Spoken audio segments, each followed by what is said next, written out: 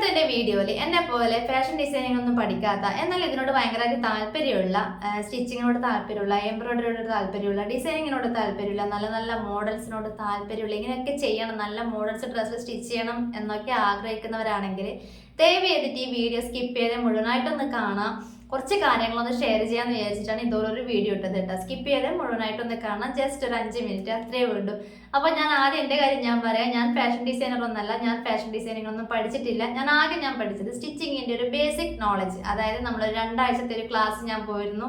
അതിൽ നമ്മൾ 2 ആഴ്ചത്തെ ക്ലാസ് നമ്മൾ എന്തൊക്കെയാണ് പഠിക്കുക, അതായത് നമ്മൾ ടവൽ അടിക്കാം, ആദ്യം മെഷീൻ ചവിട്ടാൻ പഠിപ്പിക്കും, പിന്നെ ടവലിൻ്റെ കരി അടിക്കാൻ പഠിപ്പിക്കും, പിന്നെ പെറ്റിക്കോട്ട് പഠിപ്പിക്കും, പിന്നെ ചുരിദാർ പഠിപ്പിക്കും, ചുരിദാറിൻ്റെ ടോപ്പ് പഠിപ്പിക്കും. ഇതാണ് ഞാൻ പോയപ്പോൾ എനിക്ക് പഠിപ്പിച്ചു തന്നത് കേട്ടോ. അപ്പോൾ ആ ഒരു ബേസിക് നോളജ് വെച്ചിട്ടാണ് ഞാൻ പിന്നെ അങ്ങോട്ടേക്ക് ഓരോ മോഡൽസ്, ഓരോ ഡ്രസ്സ്, ഓരോ ഡിസൈൻസ് ഇങ്ങനെ ചെയ്തുകൊണ്ടേ ഇരിക്കാൻ തുടങ്ങിയത്. അപ്പോൾ ഫസ്റ്റ് ഞാൻ എന്താ ചെയ്തതെന്ന് വെച്ചാൽ, ഞാൻ എൻ്റെ വീട്ടിൽ ചെന്ന് കഴിഞ്ഞാൽ എൻ്റെ അമ്മേൻ്റെയും അമ്മമ്മേൻ്റെ ഒക്കെ പഴയ സാരിയൊക്കെ എടുത്തുകൊണ്ട് വന്ന് ഞാനത് എൻ്റെതായ രീതിയിൽ ഞാൻ സ്റ്റിച്ച് ചെയ്ത് നോക്കി. എൻ്റെതായ ഒരേ ടൈപ്പ് നമ്മുടെ ചുരിദാറിൻ്റെ മോഡലല്ലാണ്ട് പല പല പാച്ച് വർക്കും കാര്യങ്ങളൊക്കെ ആയിട്ട് പല പല ഡിസൈൻസിൽ, പല മോഡൽസിൽ ഞാൻ അതിങ്ങനെ ചെയ്ത് നോക്കാൻ തുടങ്ങി. അപ്പോൾ ഒറ്റയടിക്കൊന്നും എനിക്കൊന്നും പെർഫെക്റ്റ് ആയിട്ട് കിട്ടിയിട്ടില്ല കേട്ടോ. ഞാൻ ഒരുപാട് സാരി വെറുതെ കളഞ്ഞിട്ടുണ്ട്. എനിക്ക് അടിച്ച് ശരിയാകാഞ്ഞിട്ട് എന്താ പറയുക, ഫൗളായി പോയിട്ട് കുറേ തുണി എനിക്ക് വേസ്റ്റാക്കി കളയേണ്ടി വന്നിട്ടുണ്ട്. പക്ഷെ എന്നാലും ഞാനത് വിടാണ്ട്, എന്താ പറയുക, ഇതിനോടൊരു ഇഷ്ടം കൊണ്ട് എനിക്ക് മടുക്കാണ്ട് ഞാനത് പിന്നെയും അത് ട്രൈ ചെയ്ത് നോക്കിക്കൊണ്ടേയിരുന്നു.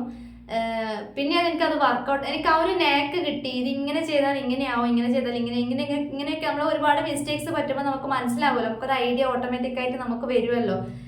ഇന്ന കാര്യങ്ങൾ ചെയ്താൽ, അന്ന് ഞാൻ ചെയ്തപ്പോൾ അതിൽ ആ ഒരു മിസ്റ്റേക്ക് വന്നതുകൊണ്ടാണ് എനിക്ക് ഓക്കെ ആകാതിരുന്നത്. അപ്പോൾ ഇതിലിങ്ങനെ ചെയ്ത് നോക്കാം, ഇതിലിങ്ങനെ ചെയ്തത് ഇപ്പോൾ ഓക്കെ ആവുമെന്ന് വെച്ചാൽ അങ്ങനെ ഓരോ കാര്യങ്ങളിൽ, ഓരോ അബദ്ധങ്ങളിലൂടെയാണ് ഞാൻ പഠിച്ചിട്ട് പിന്നെ റെഡിയാക്കി കൊണ്ടുവന്നത് കേട്ടോ. അപ്പോൾ ആദ്യം ഞാൻ സ്റ്റിച്ച് ചെയ്യുന്ന ഡ്രസ്സ് ഞാൻ മാത്രമേ ഉപയോഗിക്കാറുള്ളൂ. പിന്നെ എന്താ പറയുക, പിന്നെ അങ്ങോട്ട് പുറത്ത് പോകുമ്പോൾ ഇടാൻ തുടങ്ങി, ഫംഗ്ഷനോ കാര്യങ്ങളൊക്കെ പോകുമ്പോൾ ഇടാൻ തുടങ്ങി. അപ്പോൾ അവിടെയുള്ള ആൾക്കാർ എന്നോട് അവിടെയുള്ള ആൾക്കാരെന്ന് വെച്ചാൽ എൻ്റെ ഫ്രണ്ട്സ്, റിലേറ്റീവ്സ്, അങ്ങനെയൊക്കെ അവരൊക്കെ എന്നോട് നന്നായിട്ടുണ്ടല്ലോ, ഇത് എഴുതാൻ വാങ്ങിയിന്, ഇതാരെ സ്റ്റിച്ച് ചെയ്തെന്നുള്ള കാര്യങ്ങളൊക്കെ എന്നോട് ചോദിക്കുമ്പോൾ എനിക്കത് ഭയങ്കരമായിട്ടൊരു സന്തോഷം. അതിനപ്പുറം എനിക്ക് ഭയങ്കരമായിട്ടൊരു കോൺഫിഡൻസ് ലെവലും കൂടി. അപ്പം പിന്നെ ഞാൻ വിചാരിച്ചു, എന്നെ കൊണ്ട് പറ്റുന്ന കാര്യമാണ് ഇത് എൻ്റെ മാത്രം നിൽക്കേണ്ടതല്ല, എനിക്ക് മാത്രം സ്റ്റിച്ച് ചെയ്തിടാനുള്ളതെന്നല്ല, നമുക്ക് പുറത്ത് സ്റ്റിച്ച് ചെയ്ത് കൊടുക്കുക എന്നുള്ളൊരു കോൺഫിഡൻസ് ലെവൽ എനിക്ക് കൂടി. അപ്പം ഞാൻ എന്താ ചെയ്തതെന്ന് വെച്ചാൽ, ഒരു 20 നൈറ്റി പീസസ് എടുത്തുകൊണ്ട് വന്നു ഫസ്റ്റ്. അതായത് നമ്മൾ 150 രൂപ 170 രൂപ ആ റേറ്റിലുള്ള ഒരു 20 നൈറ്റി പീസ് ഞാൻ എടുത്തുകൊണ്ട് വന്നിട്ട് ആ 20 നൈറ്റി പീസും 20 ഡിഫറെൻറ്റ് സ്റ്റൈൽസിൽ ഓരോ ടോപ്പും ഓരോ മോഡലിൽ ഞാൻ അടിച്ചിട്ട് വെറുതെ വീട്ടിൽ വെച്ചില്ല കേട്ടോ. ഞാനത് സെയിൽ ചെയ്തു. ഞാൻ എൻ്റെ ഫ്രണ്ട്സിനും വാട്സാപ്പിൽ സ്റ്റാറ്റസൊക്കെ ഇട്ട്, ഞാൻ എൻ്റെ ഫ്രണ്ട്സിനും എൻ്റെ അനിയത്തിൻ്റെ ഫ്രണ്ട്സിനും അവരുടെ ആ ഗ്രൂപ്പിലേക്കൊക്കെ ഇട്ടിട്ട് അത് ഞാൻ മുഴുവനായിട്ടൊന്ന് സെയിൽ ചെയ്തു. അപ്പോൾ ഞാൻ എൻ്റെ ഫ്രണ്ട്സിന് കൊടുക്കുമ്പോഴും ഞാൻ അവരോട് ആദ്യമേ പറഞ്ഞത്, നിങ്ങൾ പൈസ കൊടുത്തിട്ടാണ് വാങ്ങുന്നത്, അപ്പോൾ നിങ്ങളെ പൈസയാണ്, അതിലെന്ത് മിസ്റ്റേക്ക് ഉണ്ടെങ്കിലും എന്നോടത് പറഞ്ഞാൽ മാത്രമേ എനിക്ക് മനസ്സിലാവുള്ളൂ എന്നുള്ളത്. അപ്പോൾ ഫ്രണ്ടല്ലേ എന്ന് വിചാരിച്ചിട്ട് പിന്നെ തെറ്റുകൾ എന്തെങ്കിലും മിസ്റ്റേക്ക് ഉണ്ടെങ്കിൽ പറയാതെ നിൽക്കരുത് ഞാൻ അവരോട് ഓൾറെഡി പറഞ്ഞു. അപ്പോൾ അവരിൽ കുറച്ച് മിസ്റ്റേക്സ് വന്നത്, അതിലും ഞാൻ പെർഫെക്റ്റ് ആയിട്ടൊന്നും ഇല്ല കേട്ടോ. അതിൽ കുറച്ച് മിസ്റ്റേക്സ് വന്നിട്ട് മെഷീൻ്റെ കുറച്ച് കംപ്ലൈൻറ്റ് ഉണ്ടായിരുന്നു, അതായത് നൂല് പൊന്തി പോവുക, അങ്ങനെയുള്ള കുറച്ച് പ്രശ്നങ്ങളുണ്ടായിരുന്നു.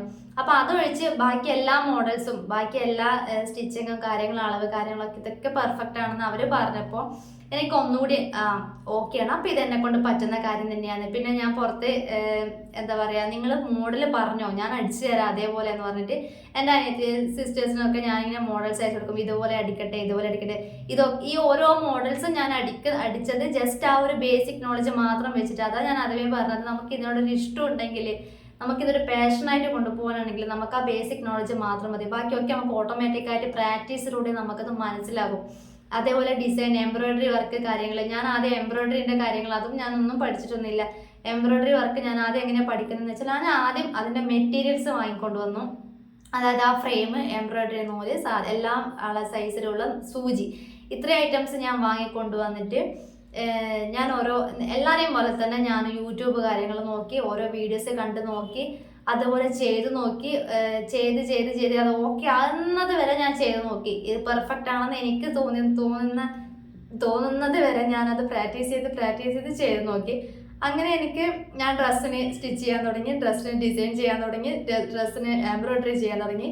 പിന്നെ ഞാൻ എൻ്റെതായ ഐഡിയാസ് ഉപയോഗിക്കാൻ തുടങ്ങി. അതായത് ഓരോ ഡിസൈൻസ്, എംബ്രോയിഡറി ഡിസൈൻസ് കാര്യങ്ങളൊക്കെ പിന്നെ അതായത് ഞാൻ ഏറ്റവും പെട്ടെന്ന് നോക്കുന്ന വെച്ചാൽ ഈസി ആയിട്ടും റിസ്ക് ഇല്ലാതെയും എളുപ്പത്തിലും ചെയ്യാൻ പറ്റുന്ന മെത്തേഡ്സ്, കാര്യങ്ങൾ, റിസ്ക് എന്താ പറയുക, പെട്ടെന്ന് ചെയ്തെടുക്കാൻ പറ്റുന്ന കാര്യങ്ങൾ, അത് അങ്ങനെയുള്ള വർക്കുകൾ കാര്യങ്ങൾ ഞാൻ ഒറ്റയ്ക്ക് ചെയ്ത് നോക്കി. അങ്ങനെയുള്ള ഒരു കോൺഫിഡൻസിന്റെ പുറത്ത് പിന്നെ ഞാൻ വിചാരിച്ചു ഇത് എന്നെ പോലെ ഇരിക്കുന്ന, അതായത് ഫാഷൻ ഡിസൈനിങ് ഒന്നും പഠിക്കാതെ ഇതിനോട് ഇഷ്ടമുള്ളവരുണ്ടാകും, തുടക്കക്കാരുണ്ടാകും. അപ്പോൾ അവർക്കൊക്കെ യൂസ്ഫുൾ ആവുന്ന വീഡിയോസൊക്കെ ഇങ്ങനെ അപ്ലോഡ് ചെയ്ത് കഴിഞ്ഞാൽ ചിലപ്പോൾ എന്നെ സപ്പോർട്ട് ചെയ്യാനും എനിക്ക് എൻ്റെ ഭാഗത്തുനിന്ന് വരുന്ന മിസ്റ്റേക്ക് കാര്യങ്ങളൊക്കെ നല്ല പെർഫെക്റ്റ് ആയിട്ട് ചെയ്യുന്നവരുണ്ടെങ്കിൽ, ഈ വീഡിയോസ് കാണുന്നവരുണ്ടെങ്കിൽ അവർ പറഞ്ഞു തരുമല്ലോ, നമുക്ക് ഒരുമിച്ച് പഠിക്കാമല്ലോ അല്ലേ. പിന്നെ അവർ എന്തെങ്കിലും മിസ്റ്റേക്ക്, ഞാൻ സ്റ്റിച്ച് ചെയ്യുന്നതിലോ ഇതെടുക്കുന്നത്, അത് എംബ്രോയിഡറി ചെയ്യുന്നതിലൊക്കെ എന്തെങ്കിലുമൊക്കെ മിസ്റ്റേക്സ് ഉണ്ടെങ്കിൽ തീർച്ചയായിട്ടും അവരും പറഞ്ഞു തരുമല്ലോ. നമുക്ക് അതിലൂടെ നമുക്ക് വീണ്ടും പഠിക്കുകയല്ലേ ചെയ്യുന്നത്. അപ്പോൾ അങ്ങനെയുള്ള കാര്യങ്ങളൊക്കെ വിചാരിച്ചിട്ടാണ് ഞാൻ ഇങ്ങനത്തോട് വീഡിയോസ് അപ്ലോഡ് ചെയ്യാൻ തുടങ്ങിയത്.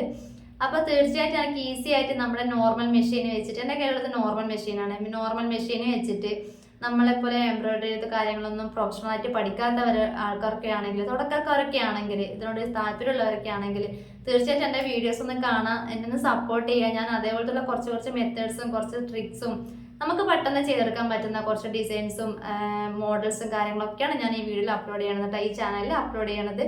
അപ്പം അതുപോലെ ആഗ്രഹമുള്ളവർ, ഇതുപോലെ എന്നെപ്പോലെ പഠിക്കണം, പഠിച്ചിട്ട് എന്തെങ്കിലുമൊക്കെ ചെയ്യണം എന്നൊക്കെ ആഗ്രഹമുള്ളവരാണെങ്കിൽ തീർച്ചയായിട്ടും എന്നെ ഒന്ന് സപ്പോർട്ട് ചെയ്യാം കേട്ടോ. വീഡിയോ ഇത്രയേ ഉള്ളൂ. ഇത്ര നേരം കണ്ടതിന് വളരെയധികം നന്ദി.